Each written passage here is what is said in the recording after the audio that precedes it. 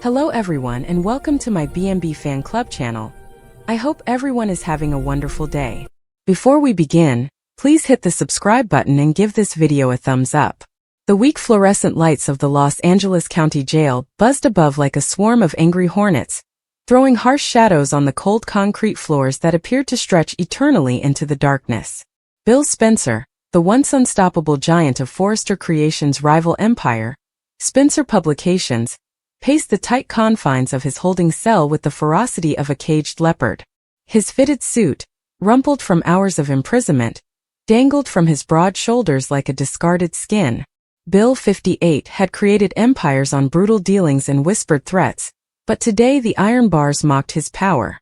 Arrested on charges that blurred the line between corporate espionage and blatant sabotage, charges he claimed were made up by his adversaries at Forrester, he felt vulnerable for the first time in decades. It was October 29, 2025, a date that would be etched into the twisted tapestry of the bold and the beautiful's never-ending story of love, treachery, and redemption. Outside, the city hummed with oblivious energy.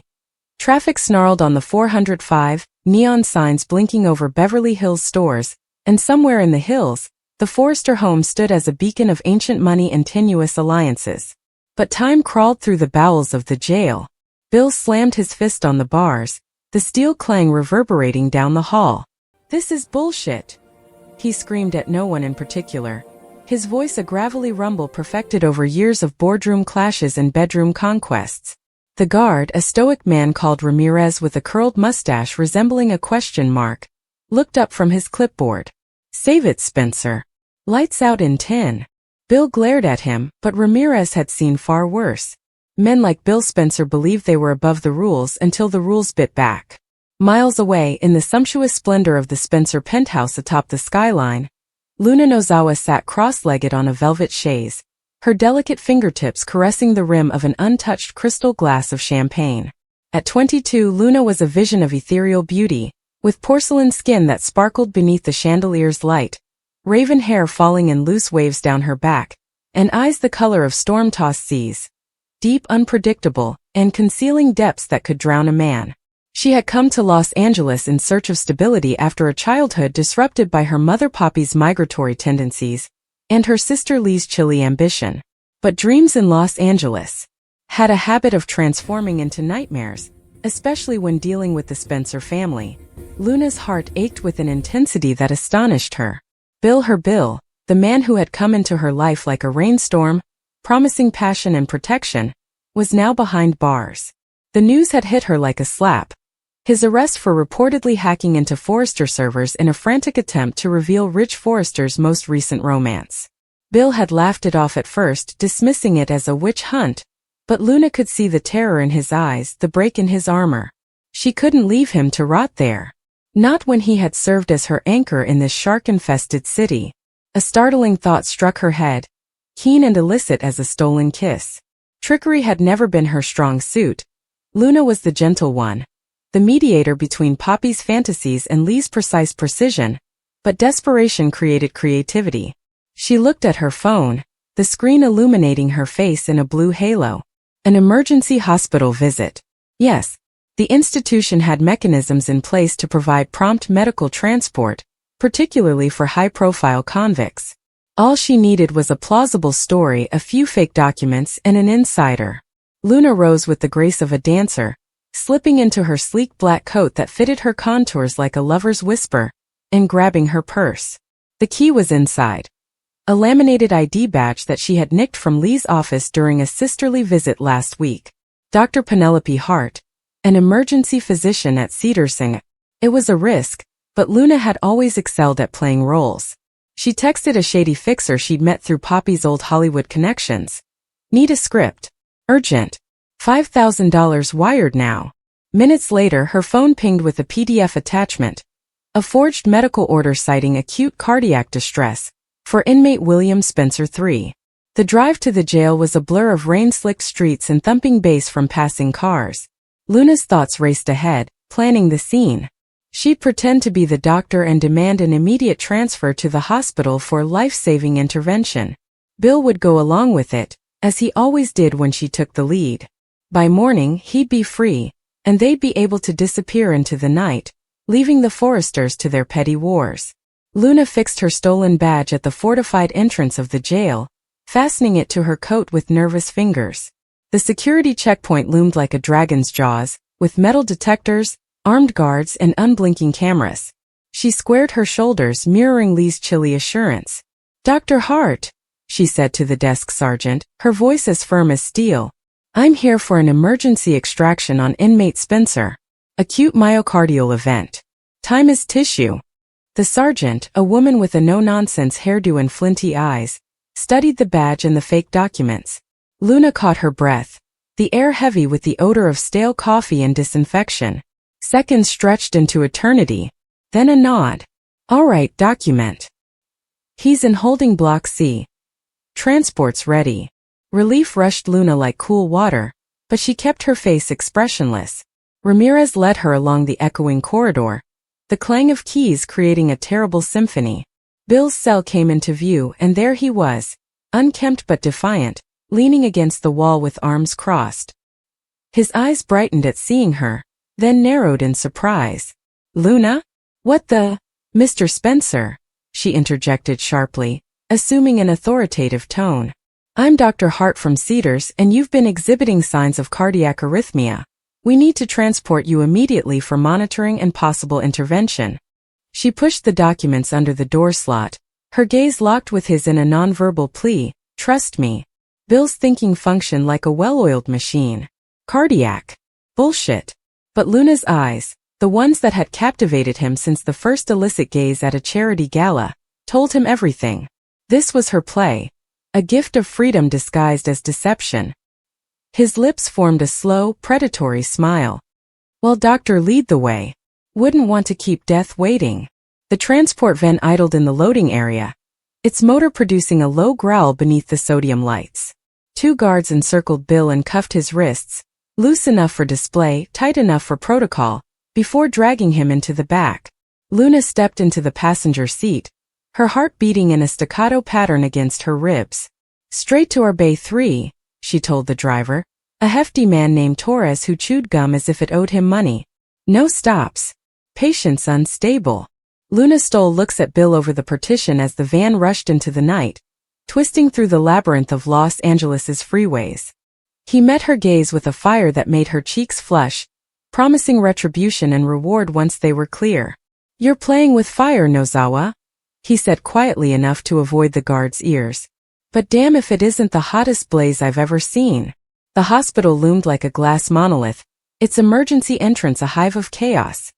Ambulances wailing, paramedics shouting, the acidic taste of blood and bleach hanging in the air. Cedar Sinai was a therapeutic stronghold, but tonight it would serve as an escape hatch. Torres pulled up to the bay, and Luna jumped out, clipboard in hand like a talisman. "Wheel him in, stat!" she demanded, her voice cutting through the din inside. There was a flurry of blaring monitors, frantic nurses dodging gurneys, and a doctor in scrubs barking commands over the intercom. Luna's fake documents secured their initial entry, a rapid triage by a bleary-eyed resident who stamped the transfer without a second thought. Bill was pushed into a curtained alcove, with guards stationed at the door like sentinels. "Monitor vitals," Luna said, putting on a pair of gloves she had snatched from a supply cart. "I'll handle the consult." For a little while she bent over Bill, her breath warm against his ear. "Window at the end of the hall, fire escape. I timed it. Guards rotate in 5. When I say code, you bolt. I'll meet you at the valet lot in the SLK." Bill's hand, free under the thin cover, stroked her leg, sending sparks skittering across her skin. "And if we make it? What's my reward, doctor?" she asked, smiling wickedly and wildly. "Everything you've ever wanted. And more." The minutes passed in torturous slowness. Luna tracked the soldier's movements, her pulse matching the wall clock's continuous sweep. At 2:17 a.m., the shift change alarm sounded weakly from the lobby, distracting from a fender-bender pileup on Wilshire. "Code," she said urgently, jerking the 4-stand aside. Bill moved quickly, freeing himself with a paperclip he'd palmed earlier, a technique from his yachting days. He was out of the bed and down the corridor before the guards could blink, his big strides tearing up the flooring. Luna followed at a controlled pace, heart in her throat, avoiding a janitor's mop bucket. The fire escape door creaked open, and cool night air flooded in like a lover's sigh. They crashed down the alley, the hospital's glow fading behind them as they dashed to the valet lot. The SLK purred to life under Luna's skillful touch, with Bill's spare keys hidden in the wheel well as a protection against his paranoid background. Tires screeched as they pulled out, merging into the thin traffic of the early morning. Luna's chest erupted in spontaneous, ecstatic laughter, combining with Bill's deep chuckle. "You crazy, brilliant woman," he muttered, his hand touching hers on the shifter. "You just broke me out of jail." "And I'd do it again," she said, her eyes blazing with adrenaline. "For you." However, freedom in the realm of the bold and the beautiful was never without witnesses. Unbeknownst to them, Katie Logan sat slumped over a lukewarm coffee in the shadowy parking garage of a 24-hour cafe, her world crumbling thread by thread. Katie, 42, was the steel spine of Spencer Publications, editor-in-chief, ferocious protector of her family's legacy, and the only woman who had loved Bill Spencer through his storms but never totally tamed him. Their history was a maze of passion and agony, with destroyed marriages, affairs that made headlines, and a kid named Will who bridged their fractured link like a shaky drawbridge. Katie had come to the diner on a whim, with insomnia as her old friend, after learning of Bill's incarceration. The headlines screamed it. Media mogul Spencer busted for cyber felony. She'd traveled through the rain-soaked night, seeking refuge in greasy hash browns and black coffee, rehearsing their previous disagreement in her head. "You're playing with fire, Bill," she cautioned him weeks ago, as rumors about his Forrester vendetta reached her desk. "Luna's too young, too green. She'll burn you both." He'd laughed it off, calling her envious, but the hurt in his eyes remained. As the SLK blasted past the diner's window, Katie lifted her gaze from her mug. Time slowed and the scene became a glittering blur. Bill's profile, distinct even in silhouette, leaning close to the driver, a woman with flowing dark hair. Luna. The automobile vanished around the corner, but the picture was imprinted on Katie's retinas like a brand. No, could not be. Bill was in jail, locked up tightly, but the license plate, she'd recognize the vanity tag anywhere. BSPNCR1. Her coffee cup dropped from her numb fingers and shattered on the Formica table, leaving a shower of porcelain and dark liquid. A waiter rushed over, mumbling sympathy, but Katie scarcely noticed it. Her chest clenched, like a grip of treachery crushing the oxygen from her lungs. Tears welled up unexpectedly, hot and demanding, running salty lines down her cheeks. She swung violently at them, but they moved quicker, a torrent she couldn't contain. Bill, the father of her child, the guy who had promised her in private that she would always be his North Star, was free and with her. The girl, who was little more than a child herself, became ensnared in his web of desire and peril. How did Luna do it? The hospital. Katie's thoughts turned to the ER lights across the street. A breakout. A trick. It reeked of Poppy Nozawa's erratic DNA, of the turmoil that plagued that family like a curse. Sobs racked her figure, eliciting eyes from the night shift truckers at the counter. Katie Logan, the unwavering force who had weathered economic downturns and family feuds, was collapsing in a greasy spoon. "Why?" she said into the empty booth, her voice shattering like fine china. Why did he always choose the flame over the hearth? Why did love in their world always entail such exquisite agony?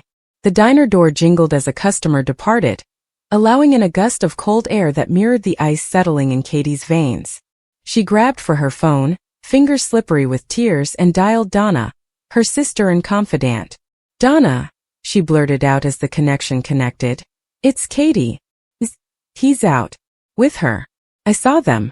From the hospital." Donna's voice crackled through the speaker, sleepy anxiety turning to alarm. "Katie? Slow down, honey. Bill's in jail." "Not anymore." The words tasted like ashes. "Luna got him out. I don't know how, but God, Donna, it hurts. It hurts so much." Donna Forrester, forever torn between Logan allegiance and Forrester blood, sighed, her voice heavy with shared sadness. "Come home, Katie. We'll figure this out. The Forresters have ways. Connections. If Luna tricked the system, we'll unravel it." But that was the last thing Katie wanted. She wanted to scream and chase that SLK down the canyons until it spun out in a blaze of reckoning. Instead, she paid her bill with shaky hands, putting a crumpled 20 under the saucer, and walked into the darkness. The rain had ceased, and the pavement was sparkling like black mirrors, reflecting the splintered skyline. Bill and Luna sped toward Malibu in the SLK, unaware of the storm they had started. The ocean's roar was distant thunder. Bill's palm lingered possessively on her knee, tracing lazy circles that tingled her flesh. Where to now, my liberator? Paris? Tokyo? Or do we burn it all down here first? Luna chuckled, her voice light as champagne bubbles. First we hide. Then we plan. The Foresters think they've won. Let them. But as the car crested the hill, Luna's phone buzzed. A text from an unknown number. Saw you. Enjoy the night. Katie knows. Her blood went cold, but she deleted it, throwing the gadget into the glove box. Secrets of LA had brief lifespans. She'd deal with the fallout as it occurred. Meanwhile, Katie drove aimlessly through the early morning streets, tears obscuring the neon haze. She walked by the great facade of Beverly Hills estates, each one a monument to illusions. The Logans' enormous ranch, the Foresters' contemporary palace, and the Spencers' soaring penthouse, now vacant of its monarch. Her imagination replayed scenes from their lives. Their wedding under Tuscan vines, Will's first steps on the boat deck, and the nights Bill had supported her through his own storms. Why her? Katie said to the dashboard, her voice rough.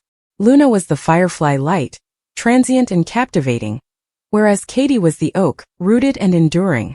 However, Bill continually sought the flicker, mistaking it for eternity. The treachery was more than simply the flight. It was the erasure, as Luna's presence reduced their shared history to footnotes. Katie had arrived at the beach by the time the sun broke through the horizon, painting the sky in bruised purples and golds. She took off her heels, the sand cold and yielding beneath her feet, and walked to the water's edge. Waves lapped at her ankles, unconcerned with human heartaches. She went to her knees, sobbing in waves that left her hollowed out. A lone runner passed in the distance, but Katie remained unseen in her misery, a queen dethroned by her own blood. The bold and the beautiful had always thrived on such moments. The edge of love and grief, where one woman's tears watered the seeds of tomorrow's revenge. Katie wiped her cheeks with the hem of her silk blouse, her determination stiffening like quicksilver. She wouldn't shatter. She would sharpen. Katie pulled out her phone as the first rays warmed her skin. This time she texted Ridge. We need to talk. About Bill. And Luna. The response was quick. My office. 9 a.m. Bring coffee and fire. Across town in a cliffside safehouse rented under a false name, Bill drew Luna into his arms, their bodies smashing like continents. The room smelled of salt air and new linen, and the king-sized bed was a battlefield of rumpled linens. You saved me, he said softly against her neck, his lips marking her flesh. Now let me express my gratitude. Luna arched into him, fingers entwined in his hair, the world narrowing to the fire between them. His shirt unbuttoned with desperate tugs, and her dress pooled at her feet in a whisper of silk. Bill's hands traced her curves with the reverence of a cartographer, following the dip at her waist, the swell at her hips, and the sensitive hollows that made her gasp. She represented youth and mystery, a puzzle he couldn't stop solving, even while fragments of his past clattered to the floor. Their lovemaking was a tempest, intense, unrelenting, a conflict between need and release. Bill entered her with a groan that bounced off the walls, their rhythms matching like a forbidden symphony. Slow builds to wild crescendos, her nails raking his back, his mouth devouring hers. Luna shrieked out his name, the sound both a prayer and a curse, as pleasure surged in breaking waves. They collapsed together, sweat-soaked and satisfied, the ocean's roar their lullaby. But even in the afterglow, shadows lingered. Luna touched the scar on Bill's chest, a reminder of a long-ago ego clash with Ridge, and pondered the cost of their escape. What now? She muttered, her head resting on his shoulder. Bill's eyes, as dark as the midnight sea, met hers. We fight. We win. And if Katie or the Foresters come calling. He paused, his jaw stiffening. They'll learn what happens when you cage a lion. Hours later, as the midday sun seeped through gauzy drapes, Luna's safehouse phone rang. A burner line she had set up. She responded warily. Yeah. Poppy's voice, husky and concerned, came through. Luna? Honey, are you okay? Lee's been blowing up my phone. Something about Bill's arrest being fake news. The hospital's buzzing about a ghost doctor. Luna felt her stomach turn. Mom, not now. We're handling it. Handling it? That man's trouble, baby. Like your father was. Poppy's tone softened, tinged with old grief. Come home. Let me protect you for once. But Luna was never one for getaways. I love him, Mom. That's my protection. She hung up with a final click like a guillotine. Katie sat in Rich Forrester's office, the aroma of leather and cappuccino grounding her. Rich, the gloomy artist with chiseled jaw and intense eyes, leaned over the desk, his palm covering hers. Talk to me, Katie. What did you see? She described everything, the diner, the SLK, and the incredible escape. Tears threatened again, but she blinked them away, bracing her spine. Ridge's brow pinched, a dark cloud rising. Luna did this. She tricked the system. She's smarter than she looks, or more desperate. Bill's always been a loose cannon. But involving her? That's low, even for him. He paused, looking at the family portrait on his desk. Brooke, their girls, the endless knot of Logan Forrester ties. We press charges. Make the breakout stick. No more games. Katie nodded, but doubt lingered. Pressing charges means dragging Will into the muck and pitting him against his father. And Luna? She's just a kid caught in his orbit. A kid who's now an accomplice, Ridge retorted gently. Do you want justice or mercy? The words weighed heavy as an anchor. Katie recalled her own youth and the scandals that had shaped her into iron. Mercy had a place, but so did reckoning. As the day progressed, gossip spread across Los Angeles' elite circles like wildfire over dry brush. At Forrester Creations, Steffi paced the design floor, her heels clicking like gunfire.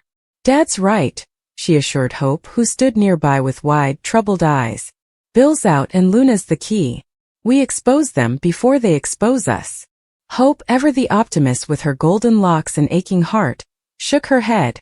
Steffi whirled, rage in her eyes. Expose what? Another affair? We're better than that. Better? That man tried to tank our company. Luna's his Trojan horse. We fight fire with fire. Across the hall, Brooke Logan, Katie's sister and Ridge's everlasting flame, sipped tea with Donna, their talk a minefield of loyalties. Katie's heartbroken, Donna replied, her voice heavy. Bill's always done this. Pulls her in, then bolts for the horizon. Brooke pursed her lips, her beauty unaffected by years of turmoil. He's a fool. Luna's a phase like all the others. Katie's the one who stays. But does she want to? She asked. After this, the question echoed unanswered as the sisters hugged, the Logan bond providing a lifeline in the chaos. Back in the safe house, Bill and Luna awoke from their cocoon, reality crashing in like a high tide. Bill glanced through news notifications on his laptop. Spencer vanishes post-arrest, fugitive or frame job? He laughed, but strain was visible on his face.